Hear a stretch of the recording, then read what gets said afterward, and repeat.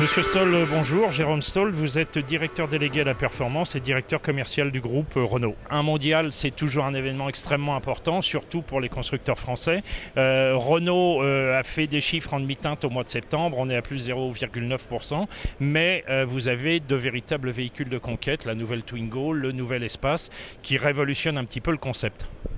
Moi, je ne dirais pas que Renault est en demi-teinte, parce que Renault est au contraire dans une phase de croissance tout à fait remarquable. On est en train de redépasser 10% de part de marché en Europe. On a gagné 1,6% de part de marché en France. Donc vraiment, on est dans une dynamique aujourd'hui extrêmement positive qui s'appuie essentiellement sur le renouvellement de notre gamme, parce que finalement, dans le monde automobile, on le sait bien, nous, les professionnels, tout commence par le produit.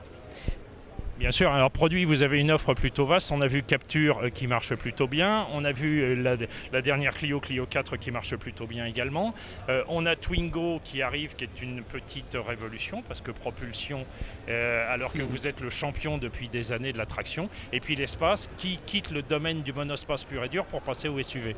Alors vous avez raison de mentionner les véhicules qui ont été lancés, parce qu'ils marquent le renouveau de Renault en termes de design, en termes de volonté, d'agressivité, de reconquérir des parts de marché. Alors, Clio est le premier véhicule le plus vendu en France, le troisième en Europe. Capture est le premier véhicule de cette catégorie en France et également en Europe. Donc on voit bien que les véhicules qui sont arrivés sur le marché portent notre croissance.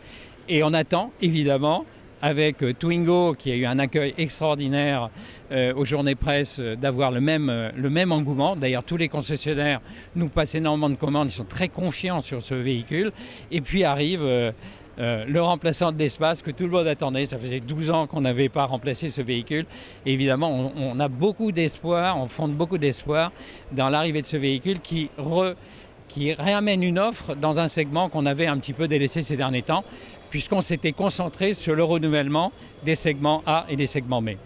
Alors, autre axe de développement qui surprend un petit peu, parce que vous vous êtes fait ces dernières années le chantre du 100% électrique. On voit Eolab qui arrive et qui est un prototype d'hybride rechargeable.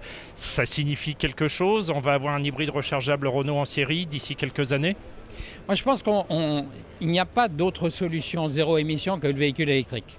Maintenant, dès lors qu'on veut continuer à offrir, au-delà des prestations d'un moteur diesel et d'un moteur essence, la possibilité de réduire encore le CO2, on introduit des technologies qui sont de type hybridation. On n'a jamais dit qu'on ne voulait pas faire d'hybride.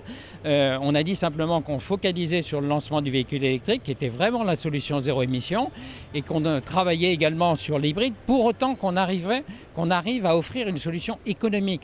Notre problématique, c'était pas de dire qu'il n'y avait pas d'avenir pour l'hybride.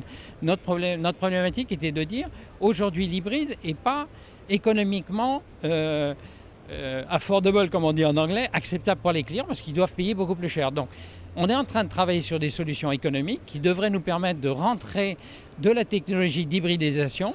D'ailleurs, que l'on est en train de développer sur la formule électrique, vous savez, le Grand Prix de formule électrique sur lequel on s'est beaucoup investi, qu'on trouve dans la Formule 1 également. Et on est en train de réintroduire ces technologies dans un monde du commerce, je dirais, plus généraliste, et sur lequel on est en train de trouver des solutions économiques. Merci.